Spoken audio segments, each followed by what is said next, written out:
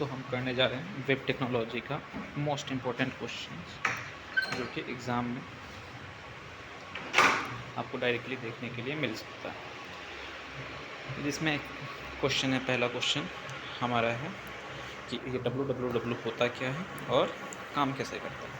तो हम सभी जानते हैं www या फिर ये www का फुल फॉर्म भी पूछा जा सकता है ऑब्जेक्टिव में कि इसका फुल फॉर्म क्या होता है।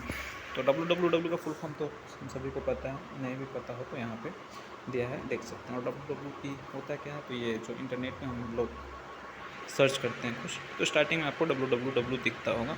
ये क्या करता है कि हमको सर्वर से कनेक्ट करवाने का काम करता है इंटरनेट पे। और वैसे इंटरनेट का बात किया जाए तो इंटरनेट कब किसने बनाया था और कब बना था, तो इंटरनेट स्टार्ट हुआ था 1989 में, जो कि टिम बर्नर्स ली के द्वारा स्टार्ट किया गया था। और क्या, इंटरनेट।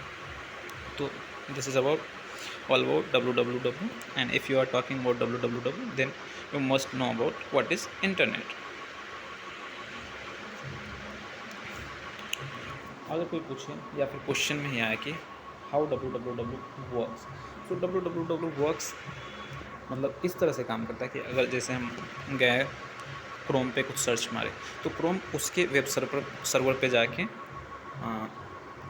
रिक्वेस्ट भेजेगा, वेब सर्वर पे रिक्वेस्ट भेजेगा और फिर वेब सर्वर वो रिक्वेस्ट एक्सेप्ट करेगा और उसका फाइल खोजेगा जो भी हम सर्च किए। जैसे कि हम क्रिकबज़ सर्च किए तो क्रिकबज़ सर्वर पे रिक्वेस्ट करेगा, फिर उसको एक्सेप्ट करेगा और उसका क्रिकबज़ फाइल खोजेगा, है ना। और फिर हमको जवाब देगा कि now you can go for Cricbuzz and see the live sports and anything, ये चीज़। तो वेब ब्राउज़र क्या होता है, जो कि वेब ब्राउज़र होता है सॉफ्टवेयर जो हमको अलाउ करता है वेबसाइट को एक्सेस करने के लिए। जैसे कि क्रोम हो गया, फायरफॉक्स हो गया, ये सभी वेब ब्राउज़र हैं। ऑब्जेक्टिव में आ सकता है कि इनमें कौन वेब ब्राउज़र है या फिर वेब ब्राउज़र नहीं है, तो क्रोम, फायरफॉक्स, मोजिल्ला ये सभी देगा। उसमें कोई एक एप्लीकेशन सॉफ्टवेयर का नाम दे देगा या फिर कुछ और तरह इसी टाइप का रहेगा। ये चीज़ आप देख लीजिए कौन वेब ब्राउज़र है, नहीं है। फिर वेब सर्वर का बात करते हैं। तो जैसे वेब ब्राउज़र था सॉफ्टवेयर जो कि एक्सेस करता था वेबसाइट, वैसे ही वेब सर्वर होता है एक कंप्यूटर जो कि वेबसाइट को क्या करता है, स्टोर करता है। आपको बस इतना ही जानना है। वेब सर्वर क्या होता है, एक कंप्यूटर होता है जो वेबसाइट के फाइल को स्टोर करता है, और वेब ब्राउज़र होता है एक सॉफ्टवेयर जो वेबसाइट को एक्सेस करता है। URL क्या होता है, URL का फुल फॉर्म पहले पता कीजिए कि यूनिफॉर्म रिसोर्स लोकेटर। ये एक एड्रेस होता है वेब पेज पे, यही इसी को हम URL बोलते हैं। कोई भी लिंक हम सर्च करते हैं या फिर कोई भी लिंक जो हम देखते हैं उसमें उसको हम URL बोलते हैं। आगे बात आया www क्या one of the most important components जो कि है HTTP एंड HTTPS कंपोनेंट। तो ये दोनों क्या होता है, तो ये हमको अलाउ करता है, कम्युनिकेट करवाता है किससे, ब्राउज़र और सर्वर से। कौन, HTTP। इसका फुल फॉर्म क्या होता है, हाइपरटेक्स्ट ट्रांसफ़र प्रोटोकॉल।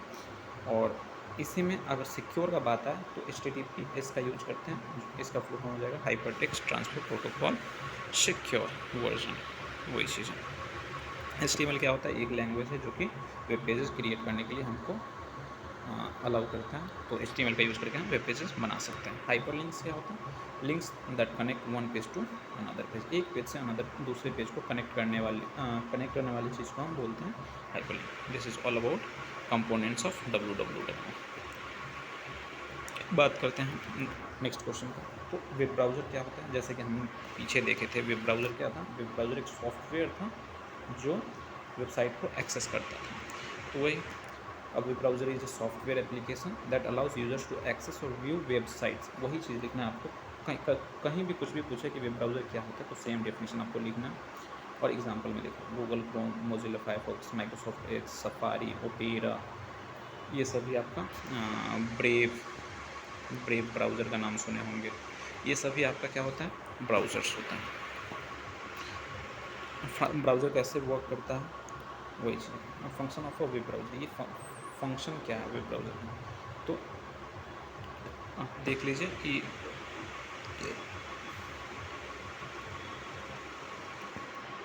ये 7 फंक्शन है, एक एक करके देख लीजिए। ईजी चीज़ है, इसमें कहीं से कोई समझाने का बात नहीं है। एक बार पढ़िएगा, ये जो वो ऑब्जेक्ट एक लाइन का आंसर लिखा गया, ये पढ़िएगा समझ में आ जाएगा। यही चीज़ है हमारा वेब ब्राउज़र के बारे में। इसमें 7 में से कोई भी 3-4 लिखिए एग्जाम के लिए, ठीक है।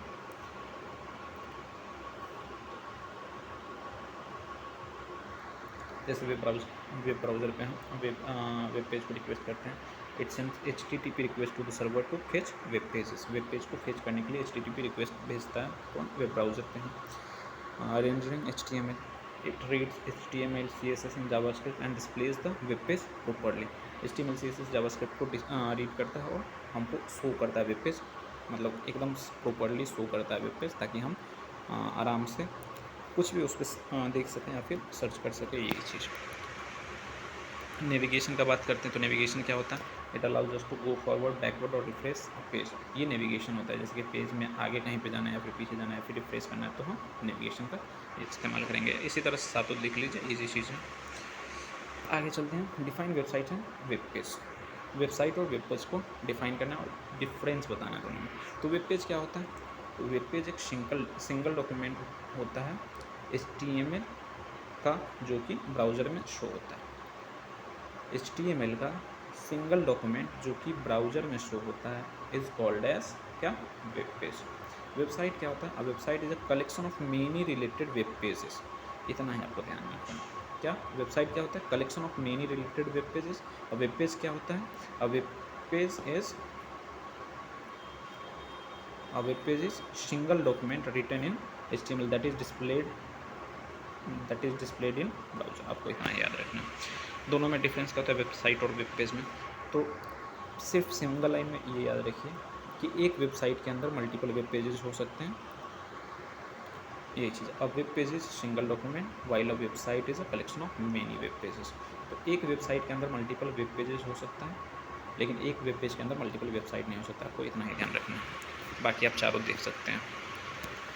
आगे स्टैटिक और डायनेमिक वेबसाइट में हमको मतलब अंतर बताना है और उसका एडवांटेज एग्जाम्पल ये बताना है। तो स्टैटिक वेबसाइट क्या होता है, स्टैटिक वेबसाइट वो होता है जो मेनली HTML और मोस्ट प्रोबेबली CSS का यूज़ करके, बस ये दोनों का यूज करके बना होता है, उसको हम स्टैटिक वेबसाइट कहते हैं।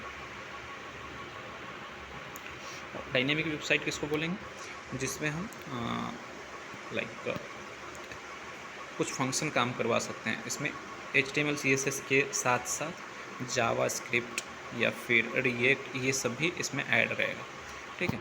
उसको हम डायनेमिक वेबसाइट बोलेंगे। ये हमारा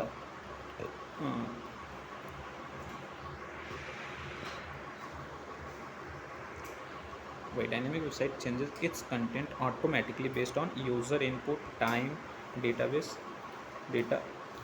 तो कहने का मतलब कि जो भी डेटा हमको चाहिए उसके हिसाब से वो चेंजेस आता रहेगा वेबसाइट में। जैसे अभी हमको चाहिए मतलब कि कैलकुलेटर ओपन किए और 4+4 चाहिए, तो 4+4 हम टाइप किए और उस पर इक्वल टू क्लिक करेंगे तो हमको वो आंसर प्रोवाइड करेगा एट अ टाइम। तो वही चीज़ है, ये डायनेमिक वेबसाइट में आ गया एग्जाम्पल के तौर पर इसको, ठीक है। फिर नेक्स्ट क्वेश्चन है, what is client server architecture, explain with diagram. तो क्लाइंट सर्वर आर्किटेक्चर क्या होता है, तो क्लाइंट सर्वर आर्किटेक्चर एक मॉडल होता है जहाँ एक क्लाइंट ब्राउज़र पे रिक्वेस्ट करता है कुछ, और सर्वर जो है उसको रिस्पॉन्ड करता है जो भी डेटा के साथ। जैसे कि अभी हम बोले थे कि क्रिकबज सर्च किए, फिर क्रिकबज सर्च किए, क्रिकबज अपना सर्वर ढूंढा, सर्वर उसको एक्सेप्ट मतलब उस सर्वर पे जाके रिक्वेस्ट किया, फिर वो एक्सेप्ट किया और फिर हमको क्लिकबज प्रोवाइड किया था कि अब इस पर आप स्कोर देख सकते हैं क्लिक करके। वही चीज़ है क्लाइंट सर्वर आर्किटेक्चर, कि हम रिक्वेस्ट कर रहे हैं, request something and a server response with required data. Required data क्या आएगा, जैसे क्लिकबज सर्च किया तो क्लिकबज का हमारा पूरा लिंक आ जाएगा, वही चीज़। हाउ इट वर्क्स, ये चीज़ हम फर्स्ट ही लाइन में देख चुके हैं, तो आप पढ़ लीजिए, ठीक है। आगे difference between internet and internet, ये बहुत ज़्यादा इम्पोर्टेंट क्वेश्चन। तो इंटरनेट और इंटरनेट में क्या अंतर है, इंटरनेट इज़ ग्लोबल नेटवर्क, आपको इतना ही समझना है। इंटरनेट ग्लोबल नेटवर्क होता है और इंट्रानेट प्राइवेट नेटवर्क होता है। बाकी क्या लिखा है उसको छोड़ दीजिए। इंटरनेट ग्लोबल नेटवर्क, तो ग्लोबल नेटवर्क कहने का मतलब ये पूरा दुनिया में काम करता है। कहाँ काम करता है? पूरा दुनिया में। ये हो गया इंटरनेट। इंट्रानेट कहने का मतलब एक ऑफिस का वाईफाई, जैसे यहाँ पे लिखा हुआ a company internet employ portal, तो एक कंपनी का अपना पोर्टल, ये इंट्रानेट में आ गया। और इंटरनेट पूरा दुनिया में काम करेगा। जैसे एग्जाम्पल के तौर पे यहाँ पे लिखा भी हुआ है, एग्जाम्पल देख सकते हैं आप। गूगल पूरा दुनिया में काम करेगा, यूट्यूब पूरा दुनिया में काम करेगा, लेकिन एक कंपनी का डेटाबेस रहेगा, वो सिर्फ उसके कंपनी में ही काम करेगा, वही चीज़ है। तो डिफरेंस क्या रहेगा दोनों में? डिफरेंस का बात करते हैं तो इंटरनेट पब्लिक है और इंटरनेट प्राइवेट है। अभी हम लोग देख रहे हैं इंटरनेट पूरे दुनिया में चलता है, वर्ल्ड वाइड चलता है, इंटरनेट एक ऑर्गेनाइजेशन में चलता है। फिर अगला डिफरेंस हम बता सकते हैं कि इंटरनेट इज़ लेस सिक्योर, मतलब कम सिक्योरिटी उसमें होता है, इंटरनेट में ज़्यादा सिक्योरिटी होता है। देख लीजिए वही उसी हिसाब से ईजी चीज़ से। ये क्वेश्चन उतना इंपॉर्टेंट नहीं है, इसको अभी छोड़ दीजिए। नेक्स्ट क्वेश्चन देखिए, right the structure of HTML document and explain each tag. तो HTML डॉक्यूमेंट हमको लिखना है और उसका सभी टैग हमको एक्सप्लेन करना है। ये क्वेश्चन भी बहुत इंपॉर्टेंट है, तो ये क्वेश्चन आपको पढ़ना होगा।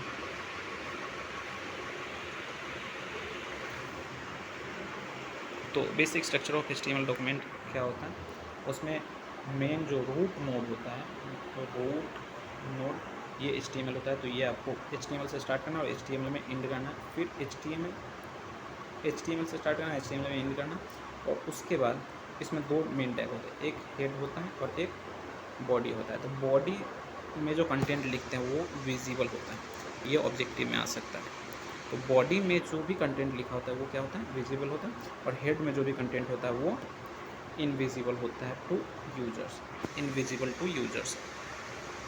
इतना ही याद रखिए। और ये इतना ही, ये HTML डॉक्यूमेंट जब भी पूछे तो आपको इतना ही चीज़ लिखना है। HTML हेड में टाइटल लिख लीजिए हेड, और बॉडी में कुछ भी H1 H2 जो भी आपको लिखने का मन हो, एक पैराग्राफ टैग लिख दीजिए, और एक आध और ऐड करना तो वो कर सकते हैं। बॉडी बंद करके HTML बंद कर दीजिए, HTML हेड यहाँ पे स्टार्ट करें तो हेड यहाँ पे बंद भी कर दीजिए, यही चीज़ है। अब एक्सप्लेनेशन सभी टैग का यहाँ पे दिया गया है, आप देख सकते हैं। ये सभी कोई समझाने की उतना चीज़ है नहीं। फिर अगला बात करते हैं block level tags with example. तो ब्लॉक लेवल टैग्स होता क्या है? जब भी हम ब्लॉक लेवल टैग्स का यूज़ करेंगे तो वो क्या करेगा कि जैसे हम कोई भी टैग का यूज किया उस वो यहाँ पे इस लाइन में यहाँ पे आके ख़त्म हो रहा है, तो ब्लॉक लेवल टैग क्या करता है कि फिर कर्सर को अगले लाइन में यहाँ पे भेज देगा, अगले लाइन से स्टार्ट होगा। अगर फिर अगला लाइन यहाँ पे ख़त्म हो रहा है तो कर्सर को अगले लाइन में यहाँ पे भेज देगा, इस हिसाब से। इसको हम ब्लॉक लेवल टैग कहते हैं। और इन लाइन लेवल टैग बोलते हैं कि जैसे ये लाइन यहाँ पे ख़त्म हो रहा है, ठीक है, फिर अगला लाइन अगर लिखेंगे तो उसी लाइन में आगे लिखाएगा। फिर यहाँ पे अगर ख़त्म हो रहा है, अगला लाइन लिखेंगे तो उसी लाइन में आगे लिखाएगा। तो उसको हम क्या बोलेंगे? इनलाइन टैग बोलेंगे, इनलाइन टैग। लेकिन ब्लॉक लेवल टैग ये अगले लाइन में भेज देता है, कर्सर को अगले लाइन में भेज देता है। वही चीज़ यहाँ पे लिखा गया, आप देख सकते हैं कि block level tags always starts on a new line and take full width of the page. ये फुल विड्थ ले लेगा और फिर अगले लाइन से स्टार्ट करेगा, फिर फुल विड्थ ले लेगा, फिर अगले लाइन से स्टार्ट करेगा, इस हिसाब से। ये है ब्लॉक लेवल टैग्स। अब ब्लॉक लेवल टैग्स होता क्या क्या है? तो ब्लॉक लेवल टैग्स होता है पी टैग होता है जिसको हम पैराग्राफ बोलते हैं, डिव टैग होता है जिसको हम डिवीजन टैग बोलते हैं, जो ग्रुप करने के काम में आता है सेक्शन ऑफ वेब पेज।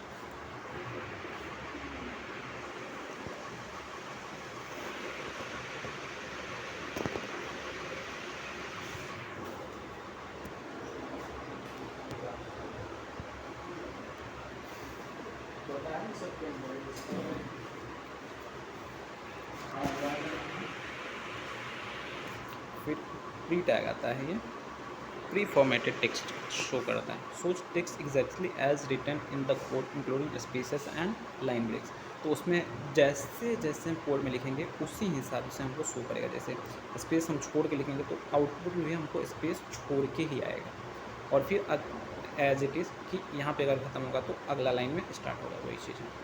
फिर हम आगे अगला टैग का बात करते हैं HR टैग। तो ये हॉरिजॉन्टल रूल अप्लाई करता है और कहने का मतलब कि इतना इस लाइन तक हम लिखें और आगे वाला लाइन हमको खाली छोड़ना, ठीक है, ठीक है, खाली छोड़ना, हमको सेपरेट करना है। तो HR का यूज़ करेंगे, बीच में एक लाइन से सेपरेट कर देगा, फिर आगे कंटेंट अगला लाइन से रहेगा। ये चीज़ हमारा हॉरिजॉन्टल HR टैग करता है, जिसको हम हॉरिजॉन्टल टैग भी बोलते हैं। फिर अगला क्वेश्चन है, write HTML code to demonstrate text formatting tags. Text formatting tags क्या होता है, वो चीज़ हमको एग्जाम्पल के तौर पे दिखाना है। तो मेन वही HTML से स्टार्ट करेंगे, ये HTML हटा दीजिए, लिखने का कोई ज़रूरी नहीं। इस HTML से स्टार्ट कीजिए, HTML से बंद कीजिए, फिर बॉडी स्टार्ट कीजिए, बॉडी बंद कीजिए। इसमें जो जो टैग आप जानते हैं, B टैग है तो ये बोल्ड करने का काम करेगा टेक्स्ट को, I टैग है तो ये इटैलिक करने का काम करेगा टेक्स्ट को, U टैग है तो ये अंडरलाइन करने का काम करेगा टेक्स्ट को, S टैग है तो ये स्ट्राइक करने का काम करेगा टेक्स्ट को। जैसे इससे पैसा, जैसे कि कोई सामान हम लेने जाते हैं और लिखा रहता है कि 4,999 का, उस पर कट मार्क्स दिया रहता है, फिर 399 का वो सामान, इस टाइप से दिखाया रहता है, रुपया 399। तो वहाँ पे कौन सा टैग का यूज़ किया गया है, इस टैग का यूज़ किया स्ट्राइक करने के लिए, ठीक है। ये सभी आप देख सकते हैं। फिर यूनिट 2 देखते हैं। यूनिट 2 में हमको पढ़ना है about URL, images, tables and frames, ठीक। तो URL जैसे कि हम अभी पढ़े थे, URL क्या होता था यूनिफॉर्म रिसोर्स लोकेटर। ये फुल एड्रेस एक वेब पेज कोई भी मतलब कि ये फुल एड्रेस लेता है, जिसमें कि सभी कुछ होता है, web page, image, file, ETC everything इसमें ऑलरेडी होता है। और ये कहाँ पे मिलेगा आपको, ये इंटरनेट पे मिलेगा। कौन सा, URL का एग्जांपल आप ये एग्जांपल दे सकते हैं। इसमें हर एक सेक्शन को आप एक्सप्लेन कर सकते हैं। जैसे कि इस सेक्शन को हम बोलते हैं क्या, प्रोटोकॉल। उसके बाद ये www जो हो गया आपका सब डोमेन हो गया। फिर ये example.com जैसे google.com या फिर facebook.com, ये आपका डोमेन नेम हो गया। फिर ये जो आगे देखते हैं नंबर कुछ रहता है, वो कोड नंबर रहता है। उसके बाद जो भी हम ये स्लैश में देखते हैं, वो पाथ रहता है मेरा, कि इस लोकेशन पे हमको जाना है, ठीक है। बस आप ये ही 5 याद रखिए, आगे इसमें 6-7 नंबर जाने का कोई ज़रूरी नहीं है, इतना आप याद रखिए, ठीक है। और इसमें एग्जाम्पल में भी दिखाना है तो इतना तक ही लिखिए, इसके आगे लिखने का कोई ज़रूरी नहीं है।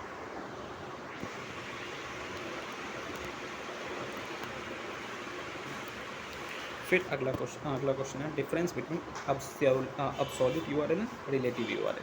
तो ये क्या करता है, absolute URL contains the complete address including protocol, domain and path, it can be used from any location. तो ये सभी मतलब कि कंप्लीट एड्रेस लेता है, protocol, domain, path, complete address लेता है, ये कोई भी लोकेशन से यूज किया जा सकता है, ठीक है।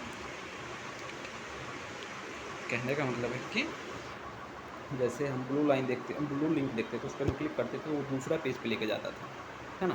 तो वो चीज़ आपका अब्सोल्यूट URL से होता है, ठीक है। ये हर कुछ दूसरे पेज में करेगा।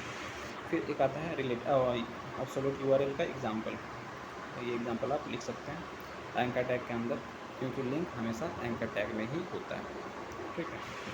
फिर अगला है रिलेटिव URL। ये सेम ही पेज में डेटा आपको स्टोर करेगा। जैसे कि सेम ही पेज में इसी जैसे ये PDF है, तो हमको अबाउट पेज देखना है, तो इसके लास्ट में अबाउट पे क्लिक करेंगे तो ये अपने सीधे लास्ट में लेके चला जाएगा, वहाँ पे हमको दिखाएगा अबाउट, ये चीज़।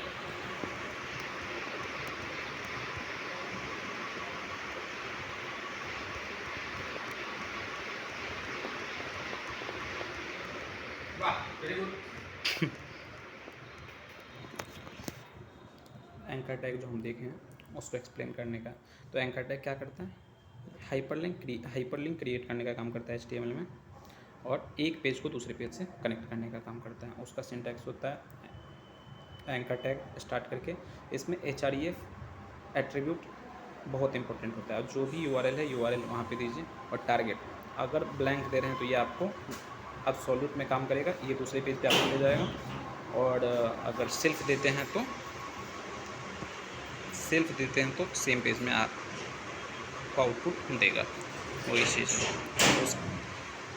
यहाँ पर देख सकते हैं href, ये हाइपर रेफरेंस इसका फुल फॉर्म होता है। href का फुल फॉर्म हाइपर रेफरेंस। ये आपको ऑब्जेक्टिव में पूछ सकता है, इसको देखिएगा। तो टारगेट वही चीज़ कि अगर ब्लैंक रहे तो न्यू टैब में ओपन होगा और सेल्फ रहे तो सेम टैब में ओपन होगा। ठीक है। अगला है कि HTML code for internal linking and external linking. Internal linking and external linking के लिए तो सेम वही चीज़ था। इंटरनल के लिए आए तो टारगेट आपको सेल्फ करना है, और एक्सटर्नल लिंकिंग के लिए आए तो टारगेट ब्लैंक करना है। ठीक है। इंटरनल के लिए आए तो अगर इंटरनल में आप सेल्फ नहीं भी यूज़ कीजिएगा तो भी आपको इंटरनल में ही काम आएगा, लेकिन एक्सटर्नल के लिए आपको ब्लैंक करना इम्पोर्टेंट है, ये ज़रूरी है। ठीक है, यही चीज़ है। इमेज को इंसर्ट करने के लिए कोड लिखना है, तो मेन ये लाइन है, आपको ये लाइन आपको ध्यान रखना है। ठीक है, और इसको यहाँ पे बंद कर दीजिए। ये इमेज और SRC attribute main important attribute है इमेज टैग के लिए। ठीक है, और हर एक एट्रीब्यूट का एक्सप्लेनेशन दिया गया। SRC सोर्स पाथ देता है, अल्ट जो होता है वो अल्टरनेट टेक्स्ट देता है कि अगर इमेज लोड होने से फेल हो जाता है तो अल्टरनेट टेक्स्ट जो है वो आ जाएगा। विड्थ एंड हाइट क्या करता है कि इमेज का जो भी साइज़ है वो आएगा पिक्सल में। ठीक है, पिक्स लिखते हैं। बॉर्डर, ये इमेज जैसे हमारा इमेज ऐसा है, इसका बॉर्डर प्रोवाइड करेगा कौन? Border attribute. यही चीज़ है। अलाइन क्या? इमेज को राइट साइड लेफ्ट साइड रखना है या सेंटर में रखना है या राइट साइड रखना है, ये चीज़ हमको अलाउ करता कौन? अलाइन। इतना ही इस क्वेश्चन में है। नेक्स्ट क्वेश्चन में चलते हैं कि बैकग्राउंड कलर और इमेज कैसे हम सेव करें। तो बैकग्राउंड कलर सेव करने के लिए हम एट्रीब्यूट यूज़ करेंगे बीजी कलर। ठीक है, और बैकग्राउंड इमेज हमको अगर सेव करना है तो ये एट्रीब्यूट हम यूज़ करेंगे स्टाइल में बैकग्राउंड इमेज। That's all. इतना ही आपको ध्यान में रखना है। नेक्स्ट क्वेश्चन का बात करते हैं, what is a table in HTML। Table क्या होता है HTML? तो टेबल वो होता है जिसमें डेटा ऑर्गेनाइज्ड वे में होता है, रोज़ और कॉलम्स में होता है डेटा। जैसे table main tag to start a table, all table content goes inside this. तो ये मेन टैग होता है टेबल का। जैसे यहाँ पे एग्जांपल में देखिए, टेबल मेन टैग होता है और जितना भी कंटेंट होगा इसी के अंदर जाएगा। जैसे ये टेबल है, इस हिसाब से दिखेगा आउटपुट अगर, तो इसी के ये टेबल हमको बनाने के लिए हम टेबल टैग का यूज़ कर रहे हैं। ठीक है। TR क्या होता है? ये टेबल का रो होता है, इसमें रोज़ आते हैं। TD में डेटा आता है, जो भी टेबल में डेटा रहेगा, जैसे इसमें नेम, इसमें रोल नंबर, इस हिसाब से, तो ये TD में आता है। या फिर इसमें आउटपुट डेटा रहेगा कि राजा नेम आ गया, इस हिसाब से, तो ये सभी TD से आता है।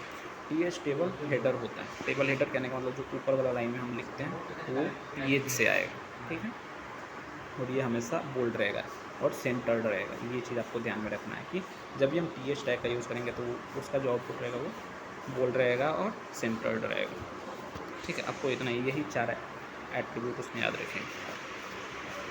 नेक्स्ट क्वेश्चन यही था कि write HTML code to create a table with spacing, padding and colours. तो ये क्वेश्चन है। ठीक है, ये इस क्वेश्चन के लिए ये आंसर है। इस आंसर को आप देख लीजिएगा, इसमें समझना ही है और कुछ नहीं। ठीक है, फिर अगला क्वेश्चन का बात करते हैं, व्हाट आर फ्रेम्स। तो फ्रेम्स क्या होता है? फ्रेम्स जो होता है वो ब्राउज़र विंडो को डिवाइड करने का काम करता है मल्टीपल सेक्शंस में। जैसे कि ये मेरा ब्राउज़र है, ठीक है, तो इसको डिवाइड करने का काम करेगा। जैसे यहाँ पे 1 2 3 4 सेक्शन में डिवाइड किए, उसी हिसाब से ब्राउज़र विंडो को डिवाइड करने का काम करता है कौन? फ्रेम्स। आपको इतना ही ध्यान रखना है। और फ्रेम्स का यूज़ कौन से टैग से होगा? तो फ्रेम का यूज़ होगा फ्रेमसेट टैग से। ठीक है, बस इतना। इंपॉर्टेंट एट्रीब्यूट ऑफ फ्रेमसेट के लिए एट्रीब्यूट जो होता है इंपॉर्टेंट कौन सा होता है? Rows attribute, cols attribute, border attribute और फ्रेम बॉर्डर। तो रोज क्या करेगा? हॉरिजॉन्टली विंडो को डिवाइड करेगा। कॉल्स वर्टिकली विंडो को डिवाइड करेगा। बॉर्डर हॉरिजॉन्टली और वर्टिकली, समझ रहे हैं? जैसे रोज जो है, रोज अगर करता है, ये फर्स्ट वाला अगर लेते हैं तो ये हॉरिजॉन्टली करेगा। हॉरिजॉन्टली कहने का मतलब इस हिसाब से। तो विंडो, ये फुल विंडो था, उसको 1 पार्ट 2 पार्ट 3 पार्ट में तोड़ गया। और अगर हम कॉल्स यूज करते हैं, अगर हम कॉल्स यूज करते हैं तो इसको वर्टिकली इस हिसाब से डिवाइड करता है, तो 1 2 3 4 इस हिसाब से डिवाइड करता है, यही चीज़ है और इसमें कुछ नहीं।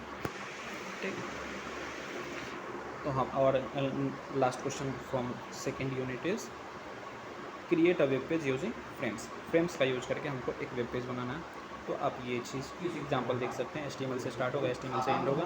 मेन टैग है फ्रेम से रोज़, जो कि एक रोज़ है, तो रोज़ क्या करेगा ये वर्टिकली डिवाइड करेगा, तो ये मेरा विंडो है तो वर्टिकली डिवाइड करेगा। दो, एक 20% एक 80%, ये 20% और ये 80%। ठीक है, इस हिसाब से आप इसको देख सकते हैं, आप इसको रन करके भी देख सकते हैं।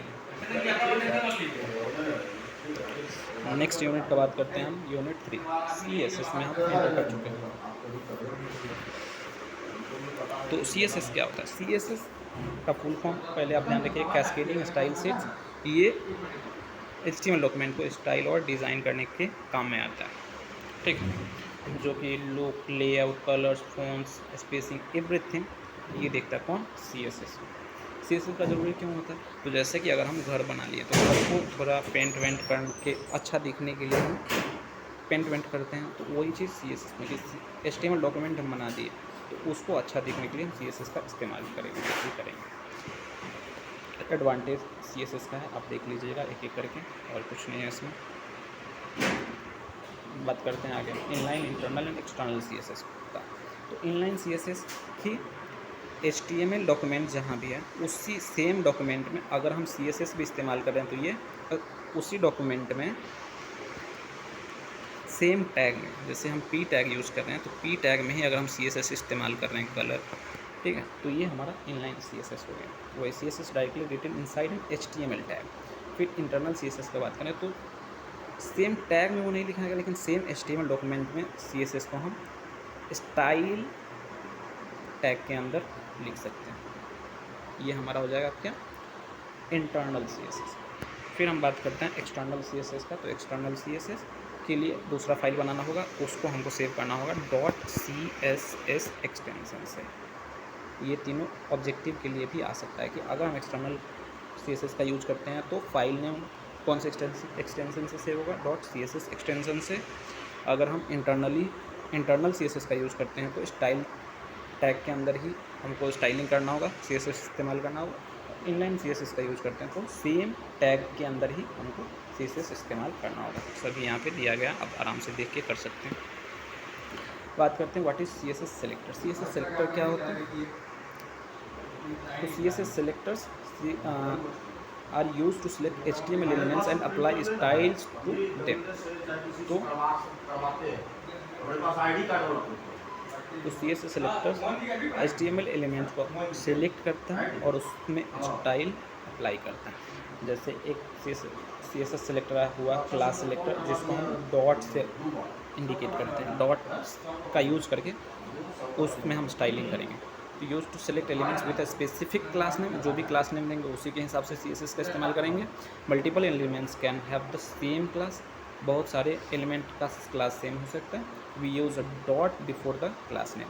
तो ये ग्रुपिंग में हमको स्टाइल करना है तो हम क्लास सेलेक्टर का यूज़ करेंगे, जिसको हम डॉट से इंडिकेट करते हैं, और डॉट का यूज़ करके हम उसको यूज कर सकते हैं क्लास सेलेक्टर को। ये ग्रुप में स्टाइल करने के लिए काम में आता है क्लास सेलेक्टर। बात करते हैं पर्सनली हमको करना हो, पर्सनली कहने का मतलब एक यूनिक एलिमेंट के लिए एक बार स्टाइल करना हो तो ID सेलेक्टर का यूज़ करेंगे, जो कि हैज़ अगर यूज़ करेंगे तो वो सेलेक्टर आ जाएगा। Only one element should have a specific ID, we use has before the ID name. इसमें एक एलिमेंट का एक स्पेसिफिक ID रहेगा बस। जैसे यहाँ पे PID MyID, ये एक ही एलिमेंट का रहेगा, और इसमें हमको CSS प्रोवाइड करना है तो MyID देंगे और CSS प्रोवाइड करेंगे। उसी तरह से यहाँ पे था, जैसे कि यहाँ पे देखिए, जैसे हम P क्लास यूज किए तो P क्लास का नाम माई क्लास टैग, और H2 जैसे P टैग था और H2 टैग था, दोनों में क्लास हम क्लास नेम रखें, दोनों में क्लास नेम हम सेम रखें, और एक ही बार डॉट क्लास माई क्लास का यूज़ करके एक ही बार हम स्टाइल किए, और अंतर दोनों में आएगा। कहने का जो स्टाइलिंग जो है दोनों में आएगा। तो ये क्लास सेलेक्टर था, कहने का मतलब ये ग्रुप में ग्रुप में स्टाइलिंग प्रोवाइड करवाता है। और आईडी सिलेक्टर ये एक एक करके एक एक करके स्टाइलिंग प्रोवाइड करवाता है। अब नेक्स्ट है write CSS code to apply font and text properties. Font और टेक्स्ट प्रॉपर्टीज़ के लिए हमको कोड लिखना है। तो फॉन्ट प्रॉपर्टीज़ क्या क्या होता है, जैसे font family, Arial, sans serif ये फॉन्ट टाइप दिखाता है, फॉन्ट साइज़ ये फॉन्ट साइज़ दिखाता है, फॉन्ट वेट ये फॉन्ट टेक्स्ट दिखाता है, फॉन्ट स्टाइल ये फॉन्ट का स्टाइल दिखाता है कि कौन से स्टाइल का है, कलर ये आप एक करके देख सकते हैं, ये चीज़ है। उसमें एक 1 लाइन 2 लाइन में आंसर इसका लिख सकते हैं बनाकर एग्जाम्पल में, सेम चीज़, ठीक है। इतना बड़ा एग्जाम्पल नहीं लिखना है, इसमें से कोई भी 2-3 लिख के और बंद कर दीजिए, ठीक है। पी चालू और कोई भी 2-3 लिख के बंद कर दीजिए ऐसे। Explain background and colour properties in CSS। Background और कलर प्रॉपर्टीज़ क्या होता है CSS में। तो बैकग्राउंड प्रॉपर्टीज़ में आता है बैकग्राउंड कलर, जो कि एक एलिमेंट का बैकग्राउंड सेट करता है। बैकग्राउंड इमेज सेट करेगा, जैसे मेरा ये विंडो है और हम HTML डॉक्यूमेंट रन करेंगे, तो इसमें कोई भी इमेज, जैसे ये इमेज है तो ये बैकग्राउंड में इमेज रहेगा और ऊपर जो भी हमको सर्च करना है वो आता रहेगा, वो चीज़ ये बैकग्राउंड इमेज सर्च नहीं, मतलब कुछ डॉक्यूमेंट में जो भी रहेगा उसके ऊपर आता रहेगा, वो बैकग्राउंड में इमेज रहेगा, वही चीज़, ठीक है। फिर बैकग्राउंड इमेज हो गया, background repeat control, background image repeats. तो बैकग्राउंड रिपीट्स अगर रिपीट हो वही चीज़ इसको पढ़ लीजिए, समझ में आ जाएगा। कलर प्रॉपर्टीज़ में क्या क्या होता है, तो कलर प्रॉपर्टीज़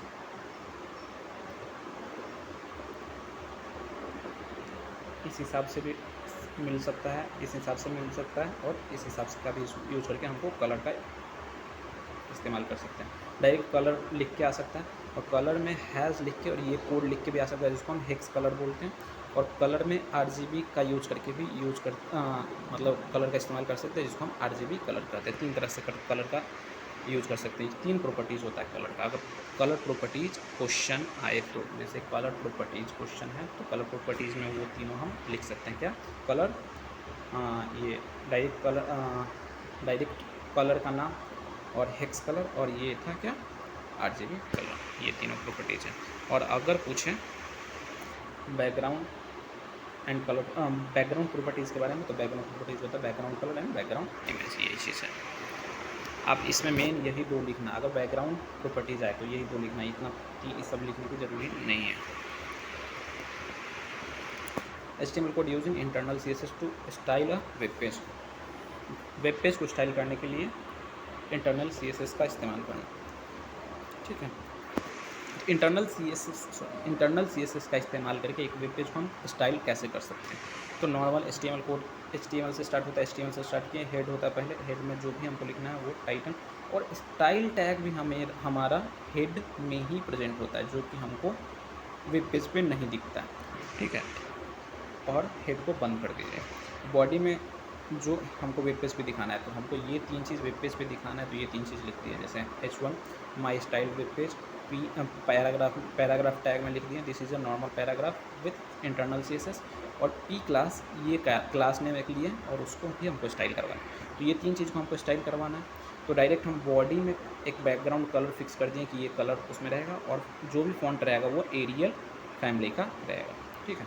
फिर हम नेक्स्ट करते हैं, इसमें देखते हैं इसमें कि H1 डायरेक्टली टैग का इस्तेमाल कर रहे हैं और डायरेक्टली टैग को हम स्टाइल कर रहे हैं। और एक और क्या, एक और पैराग्राफ टैग का इस्तेमाल करके, ठीक है, उसको हम डायरेक्टली स्टाइल कर रहे हैं। और लास्ट P क्लास, जो हम हाईलाइट क्लास लिए थे, हाईलाइट क्लास लिखें और क्लास को हम डॉट से डिनोट करते हैं, तो डॉट हाईलाइट लिखें, जिससे हम हाईलाइट क्लास को एक्सेस किए और उसमें जो भी स्टाइल करना है स्टाइल की, ये चीज़ हमारा क्लास से स्टाइलिंग हुआ। इतना ही इसमें करना और उसमें कुछ नहीं है, ठीक है। Next write steps to create and link an external CSS। एक एक्सटर्नल CSS के लिए हमको कोड लिखना है। तो एक्सटर्नल CSS के लिए सेम कहने का मतलब एक HTML पेज लिखना है और एक CSS पेज लिखना होगा। CSS में कोड जो भी है, जैसे इसमें H1 टैग था और P टैग था, अब इसको स्टाइल करना था पहले तो बॉडी को स्टाइल किए, ठीक है, बॉडी में बैकग्राउंड कलर में वाइट दे दिए और फॉन्ट फैमिली एरियल, जो भी हम टेक्स्ट लिखेंगे एरियल फैमिली करेगा। अब H1 को स्टाइल कर दिए, P को स्टाइल कर दिए, ये स्टाइलिंग किया ये, ठीक है। अब इसको लिंक करना था तो इसको हम डॉट CSS से सेव किए होंगे, जो भी फाइल या माई स्टाइल डॉट CSS से सेव किए। अब इसको लिंक करने के लिए ये मेन टैग आता है, लिंक टैग आता है लिंक करने के लिए उस फाइल को। इसमें मेन एट्रीब्यूट HREF और रिलेशन।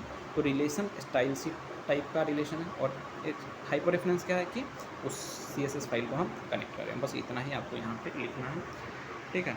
ये एक्सटर्नल CSS के लिए आ जाएगा। Explain box model in CSS, जिसमें मार्जिन, बॉर्डर और पैडिंग सभी। तो every HTML element is treated as box in CSS। जितना भी HTML एलिमेंट का हम यूज़ करते हैं सभी बॉक्स मॉडल का ही के तौर पे ही काम करता है। The CSS box model describes the space around an element. एक एलिमेंट, जैसे कि यहाँ पे हम टेक्स्ट लिखे हुए हैं टैग, ये हम H1 टैग के अंदर लिखे थे, ठीक है, H1 टैग के अंदर लिखे। तो जैसे ही हमारा आउटपुट दिखेगा वेबसाइट पे, सॉरी वेब पेज पे, तो टैग अपना तो जगह लेगा ही, इसके आसपास कुछ जगह छोड़ेगा। ये इनबिल्ट होता है, ये पहले से ही उसमें रूल होता है, ये बॉक्स मॉडल पे ही काम करता है, ठीक है, वही चीज़ है। अब बॉक्स मॉडल में एक मार्जिन होता है, ये क्या करता है कि space outside the border, border के बाहर जो स्पेस है वो बनाता है और दो एलिमेंट्स के बीच में गैप बनाता है। जैसे कि एक 2 लिखा हुआ है, एक एलिमेंट लिखा हुआ है, बीच में जो गैप बना है वो अपने आप बना है, ठीक है, तो वो अपने आप बॉक्स मॉडल बनाएगा। बॉर्डर, चारों साइड से बॉर्डर खींचेगा, वो चीज़। Padding, space between the border and the content inside.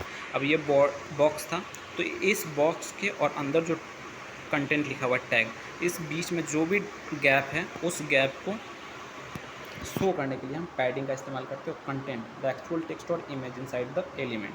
ये जो भी हम टैग लिखे थे तो ये एक्चुअल एलिमेंट था, अगर इसमें अगर कोई और इमेज हम ऐड किए होते तो वो उसका कंटेंट होता है। एग्जाम्पल के तौर पे ये कोड है, आप इसको रन करके देख लीजिएगा। टेबल स्टाइलिंग के लिए ये कोड, टेबल में मेन टेबल से स्टार्ट होता है, टेबल से स्टार्ट हुआ, फिर टीआर टैग से टेबल रोज बनता है और TD से डेटा आता है, TH से हेडिंग होता है। ये रन करके आप देख लीजिएगा, ये चीज़ है और उसको ही स्टाइल किया गया है यहाँ पे, इसमें कुछ समझाने लायक नहीं है। इसको आप रन करके और समझ के खुद से लिखने का कोशिश कीजिएगा, ठीक है। वैसे मैं PDF दे दूँगा, PDF भी आप डाउनलोड करके पढ़ सकते हैं आराम से। अगला क्वेश्चन है, explain benefits of CSS over HTML formatting tags. तो CSS का बेनिफिट क्या होता है HTML फॉर्मेटिंग टैब्स के। ये क्वेश्चन उतना इंपॉर्टेंट नहीं है, इसको आप छोड़ सकते हैं, स्किप कर सकते हैं। नेक्स्ट क्वेश्चन, नेक्स्ट यूनिट है बेसिक जावास्क्रिप्ट का। तो बेसिक जावास्क्रिप्ट में हम लोग इंटर कर रहे हैं। ये क्वेश्चन आपके लिए ये यूनिट ही आपके लिए बहुत इंपॉर्टेंट है। ये यूनिट का हर एक क्वेश्चन आप पढ़ जाइए, जो भी क्वेश्चन हम पढ़ा रहे हैं, ठीक है। इसमें से सिर्फ 18 नंबर का इस यूनिट से और नेक्स्ट 5वां यूनिट से भी 18 नंबर का पूछता है एग्ज़ाम में, तो आप दोनों यूनिट अच्छे से पढ़ लीजिएगा। चलिए स्टार्ट करते हैं। तो पहला क्वेश्चन वेरी इंपॉर्टेंट क्वेश्चन कि जावास्क्रिप्ट होता क्या है, इसका फीचर्स और यूज बताइए। तो जावास्क्रिप्ट क्या होता है, ये एक स्क्रिप्टिंग लैंग्वेज है जो कि वेब पेज को इंटरेक्टिव बनाने के लिए यूज होता है, ठीक है। इतना ही इसमें याद रखिए। जावास्क्रिप्ट क्या है, ये एक स्क्रिप्टिंग लैंग्वेज है और ये वेब पेज को इंटरेक्टिव बनाने के लिए काम में आता है। जावास्क्रिप्ट का फीचर्स क्या है, ये क्लाइंट साइड स्क्रिप्टिंग होता है और ये लाइट वेट होता है, इंटरप्रेटर होता है, object oriented, event driven and platform independent. इसमें से कोई 2-3 आप फीचर्स में लिख सकते हैं। Uses of JavaScript, form validation, form को वैलिडेट करना, check if user filled form correctly, dynamic content, change content without reloading page, pops up boxes, alert, confirm, prompt messages, ये सभी जावास्क्रिप्ट से होता है। एनिमेशन जावास्क्रिप्ट से होता है। गेम्स जावास्क्रिप्ट से होता है, ठीक है। राइट है JavaScript program to perform addition, subtraction and multiplication. तो वही HTML से स्टार्ट किए हैं। पहले बॉडी, पहले इसमें हेड नहीं लिखी, सीधा हम बॉडी में आ गए। स्क्रिप्ट में आउटपुट जैसे हम मतलब इंटरनल CSS का इस्तेमाल इंटरनली हम जावास्क्रिप्ट का भी इस्तेमाल कर रहे हैं, ठीक है। देखिए एक वेरिएबल लिए हम ए, एक वेरिएबल लिए हम बी। अब हमको परफॉर्म क्या क्या करवाना था, एडिशन, सब्ट्रैक्शन एंड मल्टीप्लिकेशन, ठीक है। तो एडिशन ए प्लस बी, मल्टीप्लिकेशन ए स्टार बी, ए इंटू बी, और सब्ट्रैक्शन ए माइनस बी। डिवीजन हमको शो करना है तो ए डिवाइडेड बाई बी, ठीक है। और वही चीज़ हम डॉक्यूमेंट डॉट राइट में प्रिंट करवाने के लिए लिख देते हैं, ठीक है। वही चीज़ है, देख लीजिए इसको। सभी का आउटपुट आ जाएगा एडिशन 30, सब्ट्रैक्शन 20, 10, मल्टीप्लिकेशन 200, डिवीजन 2। फिर वेरिएबल्स क्या होता है एंड डेटा टाइप्स क्या होता है जावास्क्रिप्ट में। तो वेरिएबल्स सीधे समझिए कि वेरिएबल्स कंटेनर कहने का मतलब उल्टा बॉक्स, ठीक है। तो वेरिएबल्स एक बॉक्स होता है, कंटेनर होता है जो कि डेटा को स्टोर करता है, ठीक है। In JavaScript we declare variables using var, let and const, ठीक है। तो जावास्क्रिप्ट में वेरिएबल्स को डिक्लेयर करने के लिए हम वैर कीवर्ड, लेट कीवर्ड और कॉन्स्ट कीवर्ड का यूज़ करते हैं, ठीक है। अब जैसे वैर कीवर्ड का वैर कीवर्ड का यूज़ किए तो वैर और वेरिएबल नेम है नेम, और नेम हम रखें राहुल, ठीक है। तो ये हमारा पुराना वे था वेरिएबल को स्टोर करने का। फिर नेक्स्ट हम वेरिएबल मतलब यूज़ करते हैं लेट कीवर्ड से। तो लेट एज इक्वल टू 20, ये हमारा अभी का मॉडर्न वे है वेरिएबल को स्टोर करने का। और एक और है कॉन्स्ट पाई, ये हम वैल्यू को कांस्टेंट ही बना देते हैं। ये एक बार मतलब कि अपलोड कर देते, इसको हम चेंज नहीं कर सकते, ठीक है। अगर हम वैर का इस्तेमाल करते हैं तो हम वेरिएबल को चेंज कर सकते हैं आफ्टरवर्ड्स। वही चीज़ है। डेटा टाइप्स क्या होता है जावास्क्रिप्ट में, तो डेटा टाइप्स होता है एक नंबर होता है, एक स्ट्रिंग होता है, एक बूलियन होता है, एक अनडिफाइंड होता है, एक नल होता है, ऑब्जेक्ट होता है, अरे होता है। तो नंबर क्या करता है, इंटीजर को स्टोर करता है, जैसे 25, 50, 10, 15, ये सभी पॉइंट में भी, डेसिमल में भी आएगा तो नंबर में ही जाएगा। इसमें ऐसा नहीं है कि अगर 2.5 स्टोर करना है तो ये हमारा फ्लोट में जाएगा, नहीं, ये नंबर में ही स्टोर होगा। स्ट्रिंग स्टोर करना है तो ये हमेशा कोट्स के अंदर लिखा रहेगा, वो स्ट्रिंग होता है। बूलियन ट्रू और फॉल्स रहेगा, वो बूलियन। अनडिफाइंड वेरिएबल जो डिक्लेयर हुआ है बट उसका वैल्यू नहीं दिया गया, उसको इनिशियलाइज नहीं किया गया, वो अनडिफाइंड होता है। नल क्या होता है, इंटेंशनल एम्प्टी वैल्यू। नल कहने का मतलब कि उसको हम जानबूझ के खाली छोड़े, वो नल टाइप का होता है। इसमें आप 5 ही लिखिए एग्ज़ाम में, इतना ही आपके लिए काफ़ी है, ठीक है। ऑपरेटर्स क्या होता है, ऑपरेटर्स सिंबल्स होता है। सिंबल्स कहने का मतलब चिन्ह होता है, जो कि चिन्ह होता है जो ऑपरेशंस परफॉर्म करवाता है वेरिएबल्स पे या फिर वैल्यूज़ पे, जैसे कि अभी हम लोग प्लस माइनस का देखे थे उसी तरह से। तो टाइप्स ऑफ ऑपरेटर होता है, पहला टाइप होता है अर्थमेटिक ऑपरेटर, जो कि मैथ प्रोवाइड करता है, सब्ट्रैक्ट, मल्टीप्लाई, डिवीजन, मॉडुलस, ये सभी। जैसे डायरेक्टली वैर इक्वल टू 10 + 5, आउटपुट आएगा 15, तो ये हम एडिशन किए। वैर वाई इक्वल टू 10 मॉडुलस 3, ये हमारा मॉडुलस से क्या प्रोवाइड होता है, रिमाइंडर प्रोवाइड होता है। रिमाइंडर कहने का मतलब क्या, शेषफल। तो शेषफल प्रोवाइड होता है, मिलता है हमको रिमाइंडर का यूज़ करके, ठीक है। दूसरा ऑपरेटर होता है कंपैरिजन ऑपरेटर। इससे हम दो वैल्यूज़ को कंपेयर करते हैं और ये हमारा आउटपुट देगा ट्रू और फॉल्स, ठीक है। जैसे कि equal to, not equal to, greater than, less than, greater, sorry, ये चीज़ सब, ठीक है। तो इसका आउटपुट आएगा ट्रू। जैसे 10 ग्रेटर दैन 5, आउटपुट ट्रू, और 10 इक्वल टू 5, फॉल्स। 10 बड़ा था 5 से तो आउटपुट ट्रू आया था, लेकिन 10 बराबर है 5 के तो आउटपुट फॉल्स आएगा। लॉजिकल ऑपरेटर का बात करेंगे तो ये क्या करेगा कि कंडीशंस को कंबाइन करेगा, ठीक है। अब जैसे एंड ऑपरेटर है तो ये दोनों कंडीशन को देखेगा, अगर दोनों में ट्रू आया तो ही ऑप्शन आउटपुट हमारा ट्रू देगा, नहीं तो इसके अलावा हमको आउटपुट क्या देगा, फॉल्स देगा। अगर एंड ऑपरेटर का यूज़ कर रहे हैं तो, और का यूज़ कर रहे हैं तो दोनों में से कोई एक ट्रू है तो ट्रू, नॉट का यूज़ कर रहे हैं तो आउटपुट उल्टा देगा। इतना आपको ध्यान में रखना है। असाइनमेंट ऑपरेटर का बात करते हो तो ये वैल्यू को क्या करता है, असाइन करने का काम करता है, वैल्यू को असाइन करने का काम करता है, दैट्स ऑल। जैसे x इक्वल टू 10, तो x कंटेनर में 10 को असाइन किया है सर, ठीक है। अब x प्लस इक्वल टू 5, तो x में स्टोर था 10 पहले से और उसमें 5 ऐड कर देगा, आउटपुट क्या आएगा x इक्वल टू 15। इतना ही आप इसमें लास्ट ये भी देख लीजिए क्या है, स्ट्रिंग ऑपरेटर। ये क्या करता है कि स्ट्रिंग को ज्वाइन करने का काम करता है। जैसे कि दो स्ट्रिंग हमारा, एक हेलो है एक वर्ल्ड है, ठीक है। अगर हम इस ऑपरेटर का यूज करेंगे और दोनों कोट्स में रहेगा तो ये हमारा स्ट्रिंग ऑपरेटर का यूज करेगा करके दो चाहे मल्टीपल स्ट्रिंग को एक स्ट्रिंग में बदल देगा। फिर है हमारा explain alert confirm and prompt popup boxes with example. तो alert confirm prompt popup boxes का मतलब बॉक्सेस होता क्या है उसके बारे में हमको जानना है। तो ये built in popup dialog boxes होता है। अब जैसे अलर्ट क्या करता है, ये हमको खाली मैसेज शो करेगा, shows a message to the user. और कौन सा बटन दिखाएगा, सिर्फ ओके बटन दिखाएगा, ठीक है। जैसे कि आप लोग कभी फॉर्म सबमिट किए होंगे, फॉर्म भरे होंगे और फॉर्म सबमिट भी किए होंगे। फॉर्म सबमिट करने के बाद लिखा होगा कि सक्सेसफुली सबमिटेड और नीचे लिखा आएगा ओके, तो आप ओके पे क्लिक करेंगे। ये हमारा किससे आता है, अलर्ट से आता है। या फिर कुछ भी गवर्नमेंट अगर मैसेज भेजता है तो मैसेज सीधे डायरेक्टली शो होगा और इसमें एक ऑप्शन रहेगा सिर्फ ओके करने का, वो अलर्ट बॉक्सेस से होता है, ठीक है। फिर आता है confirm box.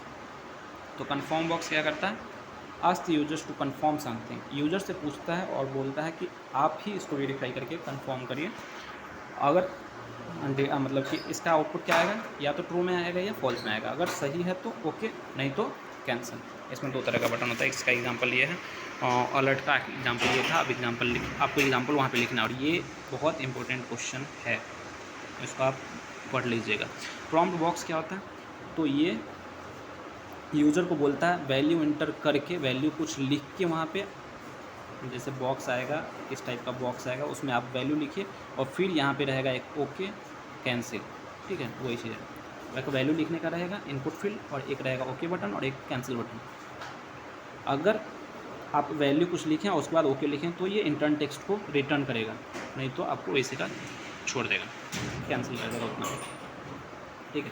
Right a program using if else statement. तो इफ एल्स स्टेटमेंट का यूज़ करके हमको एक प्रोग्राम लिखना है। तो if else is use to make decision in JavaScript. JavaScript में इफ एल्स का इस्तेमाल करते हैं डिसीजंस को बनाने के लिए। If condition is true one block runs, otherwise the else block runs. Condition true है तो एक ब्लॉक रन करेगा या फिर दूसरा ब्लॉक रन करेगा। कहने का मतलब मार्क्स मेरा कितना था, 55 था, और हम दो कंडीशन लिखे, एक कंडीशन इफ़ में, एक कंडीशन एल्स इफ़ में। अगर मार्क्स 90 से ज़्यादा या बराबर है तो ग्रेड ए, ठीक है। अगर मार्क्स 75 से ज़्यादा या बराबर है तो ग्रेड बी। अगर मार्क्स 60 से ज़्यादा या बराबर है तो ग्रेड सी। अगर मार्क्स 40 से ज़्यादा या बराबर है तो पास। और एल्स का इस्तेमाल करके अगर मतलब 40 से कम है तो सीधे फेल, ये चीज़।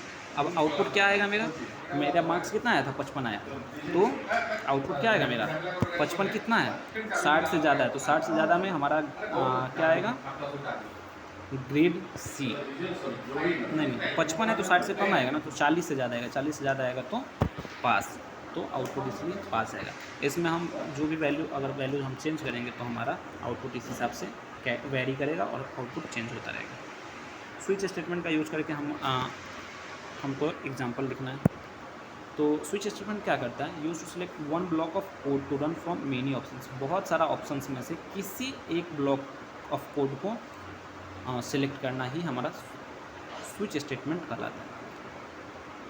मेनी ऑप्शंस में से, from many options select one block of code is known as switch statement. It is better than many if else than checking one variable for many. जैसे कि इसमें हम बहुत सारा इफ एल्स इफ का इस्तेमाल कर रहे थे, एक एल्स इफ, दूसरा एल्स इफ, तीसरा एल्स इफ, इस हिसाब से इस्तेमाल कर रहे थे। तो उसी के जगह पे हम क्या करेंगे, बहुत मतलब कि एल्स इफ का इस्तेमाल करके नहीं, एल्स इफ का इस्तेमाल नहीं करेंगे, केस का इस्तेमाल करेंगे और हम डायरेक्टली मैच करवाएंगे, जो भी आउटपुट रहेगा उसको हम आउटपुट शो करवाएंगे।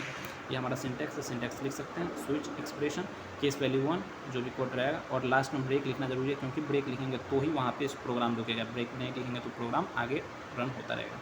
केस वैल्यू 2 कोड ब्रेक लिखना हमको इम्पोर्टेंट, और ये डिफ़ॉल्ट डिफ़ॉल्ट ब्लॉक जो है वो लिखना ही लिखना है, ठीक है। डिफ़ॉल्ट ब्लॉक क्यों लिखते हैं कि मतलब अगर ये सभी फॉल्स रहा, सभी केस फॉल्स रहा तो डिफ़ॉल्ट जो भी डिफ़ॉल्ट में लिखा रहेगा वही हमारा रन होगा, ठीक है। एग्जाम्पल देख सकते हैं कि हम लिए हैं डे इक्वल टू तीसरा। अब स्विच स्टेटमेंट लिए डे में हमारा कितना है, तीसरा है, अभी इतना याद रखिए। अब document dot write Monday break case 1, अगर 1 से मैच होता है तो हमारा मंडे होगा, नहीं तो मंडे हुआ रुक जाओ। अगर केस 1 नहीं हुआ तो केस 2 ट्यूसडे रुक जाओ। केस 2 भी नहीं हुआ तो केस 3 वेडनेसडे रुक जाओ। केस 3 भी नहीं होगा तो केस 4 थर्सडे रुक जाओ, ब्रेक, ठीक है।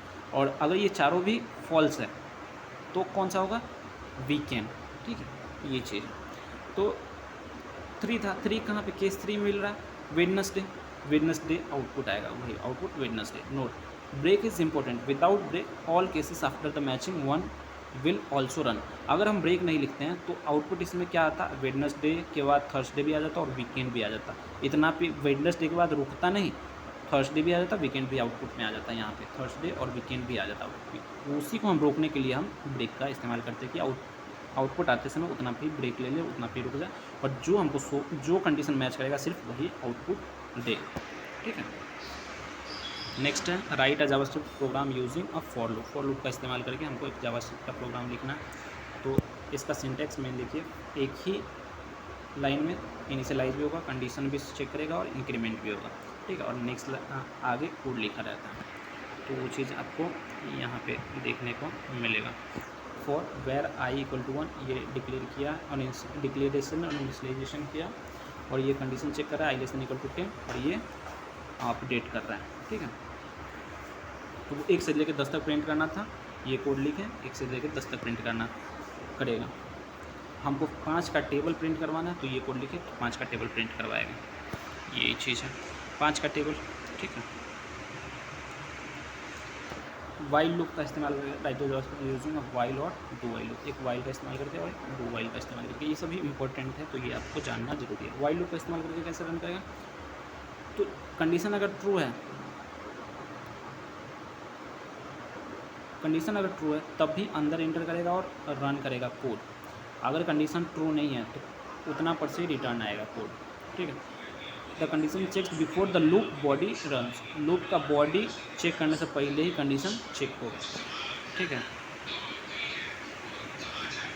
अब जैसे यहाँ पे था, तो जैसे यहाँ पे था देखो आई कितना है 1, अब चेक करेगा 1 less than equal to 5, condition क्या है मेरा ट्रू है, तो ट्रू है तो प्रिंट करेगा आई मेरा कितना था 1, तो 1 मेरा प्रिंट हो आउटपुट आ गया, ये मेरा आउटपुट आ रहा है और 1 मेरा आउटपुट आ गया। अब आई प्लस प्लस 1 था, अब प्लस 1 हुआ, तो अभी कितना हो गया 2, तो आई मेरा अभी है 2।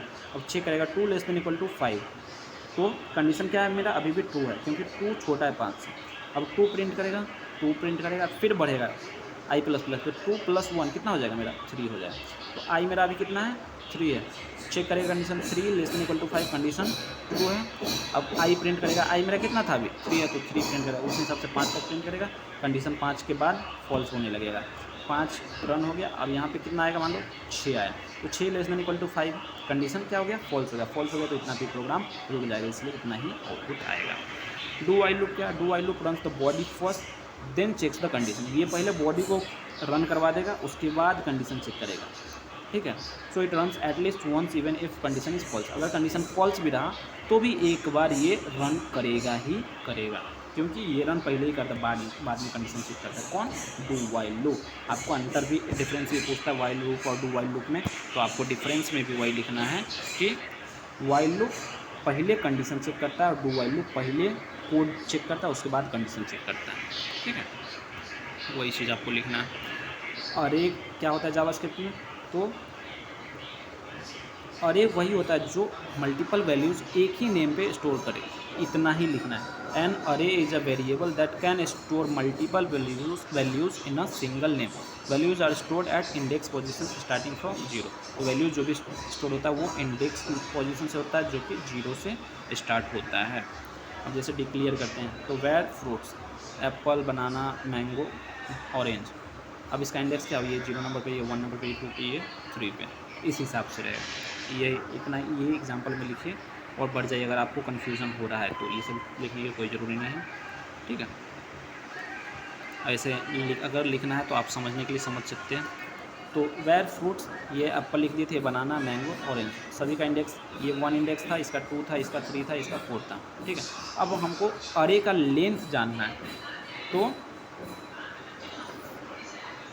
वेरिएबल जो भी हम अरे नेम लिखे थे, अरे नेम लिखिए और डॉट लेंथ का इस्तेमाल करेंगे तो हमको अरे का लेंथ बता देगा। अरे का लेंथ कितना होगा, 1 2 3 4, और ये इंडेक्स 0 है, ये 1 है, ये 2 है, ये 3 है, इस हिसाब से, है ना।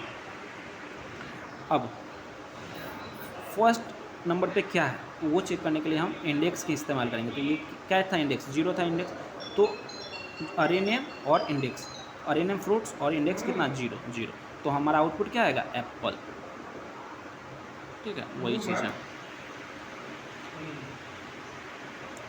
आगे इसमें क्या है, display all elements using loop, सभी एलिमेंट्स को दिखाना है लूप का इस्तेमाल करके, ठीक है।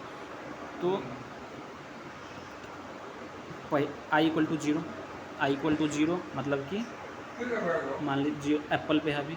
अब I less than fruit dot length, तो आई 0 था, 0 लेस देन कितना है 4 था मेरा लेंथ, तो 4, ठीक है। अब 4 था और उसके बाद प्रिंट करेगा क्या, आई प्रिंट करेगा। आई में क्या है मेरा, मतलब फ्रूट्स ऑफ आई प्रिंट करेगा। Fruits of I, fruits of 0 0 पहले क्या था, एप्पल था, तो पहले Apple, fruits of 0 Apple print किया। फिर उसके बाद क्या होगा, बढ़ेगा, आई प्लस प्लस होगा, आई प्लस प्लस होगा, तो आई ऑफ 0 के बाद आई ऑफ 1 आएगा। आई ऑफ 1 क्या है, banana, banana, I of 2 mango, sorry fruits of 1 banana, fruits of 2 mango, fruits of 3 orange, इस हिसाब से रन करता रहेगा ये, ठीक है। फिर आगे हम देखते हैं लास्ट यूनिट है JavaScript functions and objects and events. तो इस यूनिट से भी 18 नंबर का आता है, ये भी इम्पोर्टेंट है उतना ही, और जितना बता रहे हैं उतना लिखिएगा तो काफ़ी। तो लास्ट यूनिट फर्स्ट क्वेश्चन है, फंक्शन क्या होता है जावास्क्रिप्ट में, उसका सिंटैक्स लिखिए। तो फंक्शन एक ब्लॉक ऑफ कोड होता है जो कि एक बार लिखा होता है एंड मल्टीपल टाइम्स कॉल किया जा सकता है, जो कि हमको अलाउ करता है कि एक ही कोड को बार बार नहीं मतलब कि नहीं लिखने से हमको अवॉइड करता है। एक ही कोड को हमको बार बार लिखना पड़ता है कभी कभी, तो उस चीज़ को कैंसिल करने के लिए हम फंक्शन का इस्तेमाल करते हैं। तो ये हम एक बार लिख के हम मल्टीपल टाइम्स रन कर सकते हैं, क्या, फंक्शंस, ठीक है। ये हमारा सिंटैक्स है फंक्शन का। फंक्शन इस्तेमाल करके जो भी फंक्शन का नेम देना है फंक्शन का नेम देंगे, अगर पैरामीटर है तो पैरामीटर यूज कीजिए, ठीक है। बीच में उसके बाद कर्ली ब्रेसेस देख के बीच में कोड लिखिए, और वैल्यू को अगर हम पैरामीटर यूज करें तो रिटर्न करना ज़रूरी है, ठीक है, उसको बंद कीजिए। टाइप ऑफ फंक्शंस क्या हो सकता है, फंक्शंस विथ नो पैरामीटर्स, तो इसमें कोई भी फंक्शंस नहीं होगा तो इसको रिटर्न करने का कोई ज़रूरी नहीं होगा। फंक्शंस विथ पैरामीटर्स, तो इन पे इसमें इनपुट वैल्यू लेगा और रिटर्न करने का ज़रूरी होगा। फंक्शन विथ रिटर्न वैल्यू, अच्छा सॉरी, फंक्शन विथ पैरामीटर, तो जब भी हम इसको कॉल करेंगे तो उसमें कुछ ना कुछ वैल्यू इन देना होगा, और रिटर्न वैल्यू के साथ होगा तो उसको हमको रिटर्न करना पड़ेगा। जैसे ये हमारा फंक्शन विथ नो पैरामीटर्स, ठीक है, तो डायरेक्टली इसको हम कॉल कर सकते हैं। और एक और चीज़ यहाँ पे पॉइंट लिखना होगा फंक्शन में कि इसको कॉल करना ज़रूरी है, क्योंकि कॉल करेंगे तभी ये रन करेगा, अगर कॉल नहीं करेंगे फंक्शन को तो ये रन नहीं करेगा। ये एक पॉइंट इंपॉर्टेंट में लिख सकते हैं, ठीक है। तो ये फंक्शन का नेम रखें हम greet.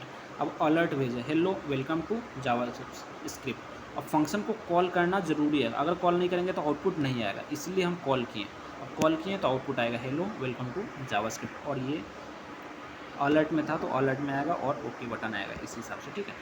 Right a program to create and call a function with parameters, तो फंक्शंस को कॉल करना है पैरामीटर्स के साथ, जिसमें हम क्रिएट करते हैं कॉल करते हैं, ठीक है, पैरामीटर्स के साथ। तो फंक्शंस बनाए यहाँ पे फंक्शंस, और फंक्शन नेम रखें ऐड, इसमें पैरामीटर डालें ए और बी, ठीक है।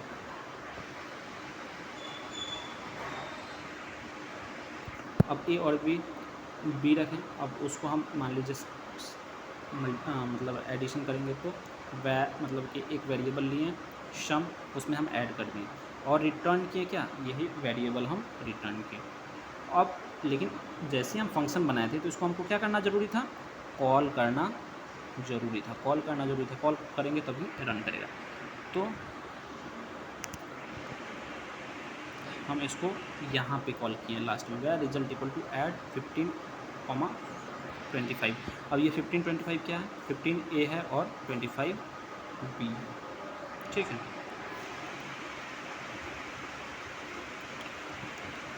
एक ये फंक्शन है सेम, तो इस फंक्शन का यहाँ पे कॉल किया गया, आप देख सकते हैं ईजी है, ठीक है। अब जैसे 15 और 25 था तो इसको ऐड करेंगे तो 40 आएगा, वही आउटपुट यहाँ पे 40 है। इसको एक एक करके समझने का कोशिश कीजिए, समझ में आएगा। अगला स्कोप ऑफ वेरिएबल्स क्या होता है, तो scope means where a variable can be exist in a program. एक प्रोग्राम में एक प्रोग्राम में एक वेरिएबल कहाँ पे एक्सेस किया जा सकता है, उसी को हम क्या बोलते हैं, स्कोप बोलते हैं। अब ये दो तरह का होता है, एक ग्लोबल स्कोप होता है,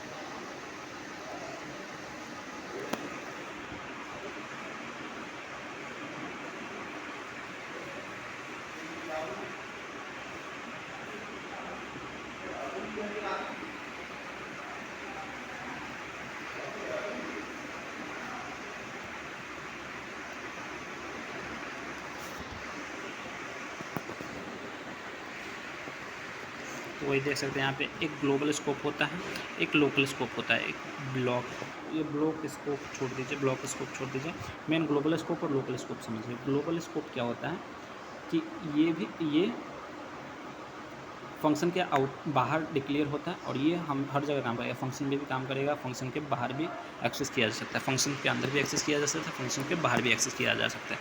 लेकिन अगर लोकल स्कोप है तो इसको हम सिर्फ फंक्शन में ही इस्तेमाल कर सकते हैं, फंक्शन के बाहर इसका यूज़ नहीं, इसको एक्सेस नहीं कर सकते, उसको हम सिर्फ फंक्शन के अंदर ही इस्तेमाल कर सकते हैं। बस इतना ही, यही दो आप याद रखिए स्कोप ऑफ वेरिएबल में। अगला, what are JavaScript objects, JavaScript का ऑब्जेक्ट क्या क्या होता है, तो an object is a collection of related data and functions stored as key value pairs. In real life, a car is an object having properties like color, brand, speed and actions like start, stop. तो object क्या होता है, object वो होता है जिसमें related data का collection होता है, जैसे कि उसमें कुछ की होगा और कुछ वैल्यू होगा, जो कि यहाँ पे लिखा गया की वैल्यू पेयर्स है ना। तो की वैल्यू का एक जोड़ा होता है, जैसे कि अगर हम कार लेते हैं, a car is an object having properties like, तो अगर एक कार लें तो उसमें क्या क्या प्रॉपर्टी हो सकता है, उसका कलर हो सकता है, उसका ब्रांड हो सकता है, उसका स्पीड क्या हो, हाईएस्ट स्पीड क्या है वो हो सकता है, और उसमें कुछ एक्शंस हो सकते हैं जैसे कि कार को स्टार्ट करना, कार को स्टॉप करना, वो चीज़ है ना। तो ये सभी रिलेटेड है, उसी का कलेक्शन को हम क्या बोलते हैं, ऑब्जेक्ट बोलते हैं। अब जैसे कि स्टूडेंट ऑब्जेक्ट हम ले रहे हैं, तो स्टूडेंट से रिलेटेड क्या क्या हो सकता है, उसका नाम हो सकता है, एज हो सकता है, ब्रांच हो सकता है ना। तो ये स्टूडेंट से रिलेटेड हो सकता है। अब हम ग्रीट फंक्शन लिए, ग्रीट फंक्शन लिए,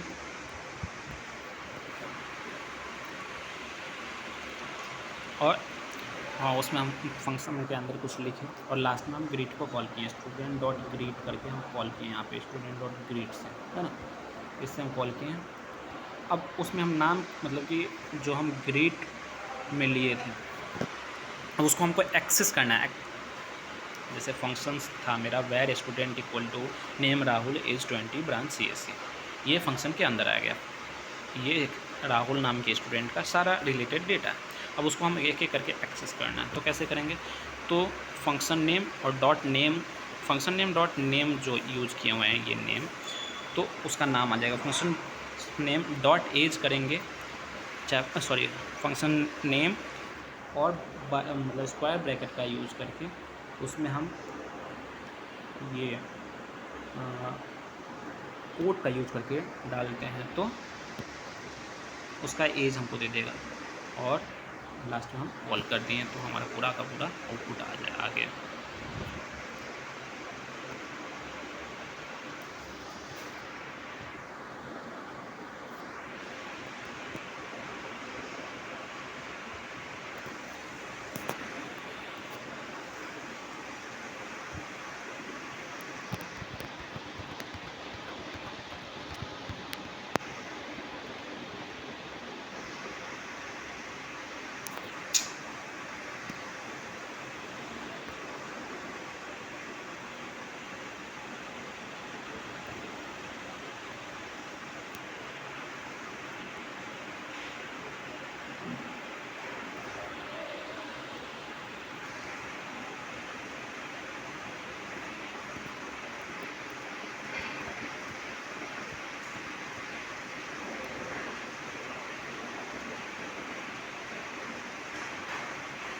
स्ट्रिंग ऑब्जेक्ट्स क्या क्या होता है इसमें जावास्क्रिप्ट में।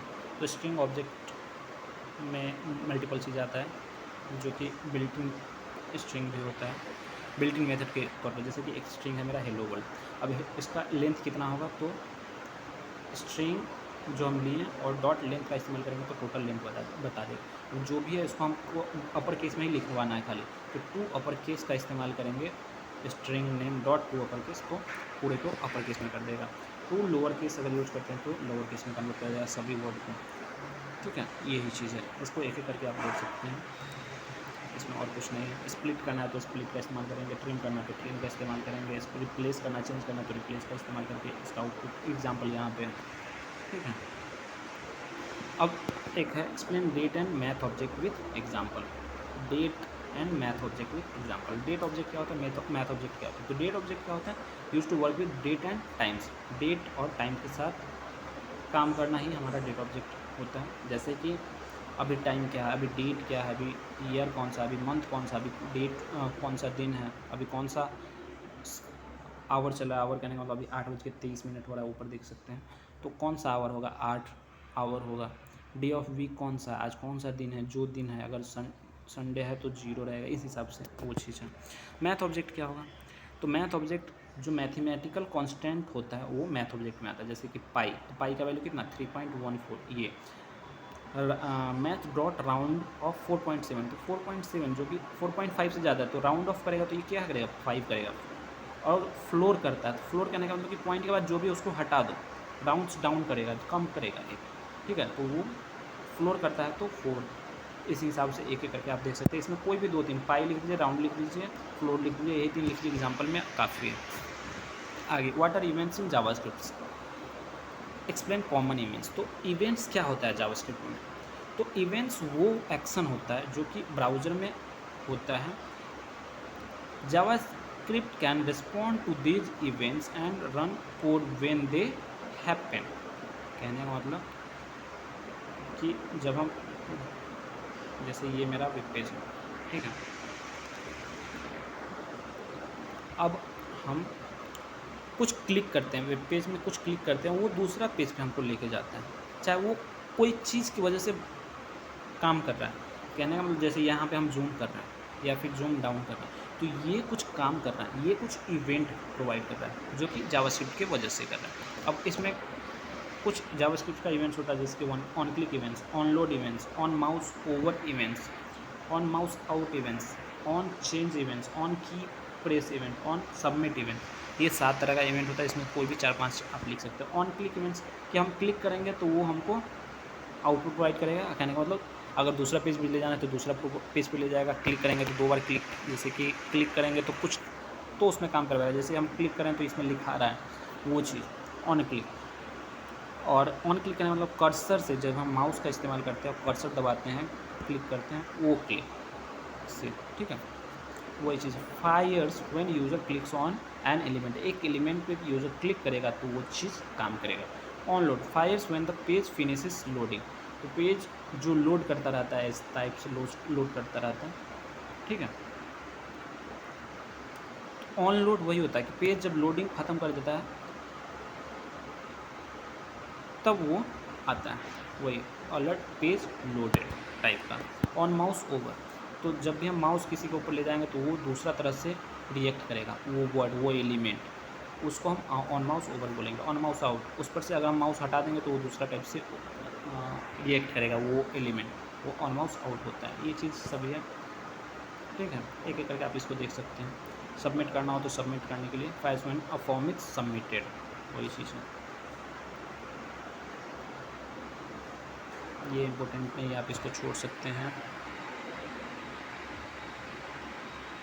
ये इम्पोर्टेंट है, बहुत ज़्यादा इम्पोर्टेंट है। Error and exception handling in JavaScript, तो error can occur in JavaScript programs, error handling helps us manage these errors gracefully without crashing the program. तो जब भी एरर आता है तो प्रोग्राम को बिना क्रैश करवाए एरर को मैनेज और हैंडल करना हमारा एक्सेप्शन हैंडलिंग कहलाएगा, एक्सेप्शन हैंडलिंग कहलाएगा, ठीक है।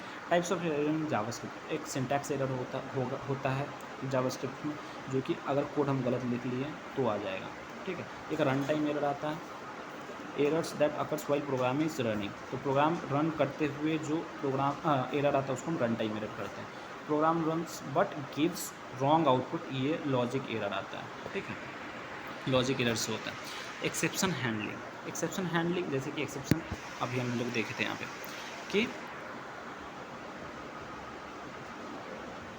बिना प्रोग्राम को क्रैश करवाए एक जो भी एरर आता है उसको हैंडल करना ही एक्सेप्शन हैंडलिंग कहलाता है। वो चीज़ हम लिख सकते हैं कि whatever the error is there without crashing the program, if we are solving that error with using try and except is known as exception handling. Exception handling में क्या आता है, ट्राई, कैच, फाइनली, थ्रो, ये सभी आता है। Use try, catch, finally to handle run time errors, ठीक है। Try code that might cause an error is written here, जो भी एरर प्रोवाइड करेगा वो ट्राई ब्लॉक में लिखा रहता है, जो एरर को पकड़ता है वो कैच ब्लॉक में लिखा रहता है। Always runs whether there is an error और नॉट, अगर एरर आए चाहे नहीं आए, हमको कोई ब्लॉक रन करवाना है, वो होता है फाइनली ब्लॉक। तो फाइनली ब्लॉक में एरर आए चाहे नहीं आए वो रन करेगा। ये आपको ऑब्जेक्टिव में पूछेगा कि कौन सा ऐसा ब्लॉक होता है जो एरर आए चाहे नहीं आए वो ब्लॉक रन होता है, तो वो फाइनली ब्लॉक होता है। थ्रो ब्लॉक क्या होता है, use to create custom error message, अगर हमको खुद से एरर प्रोवाइड करवाना हो तो हम थ्रो ब्लॉक का इस्तेमाल करते हैं, ठीक है।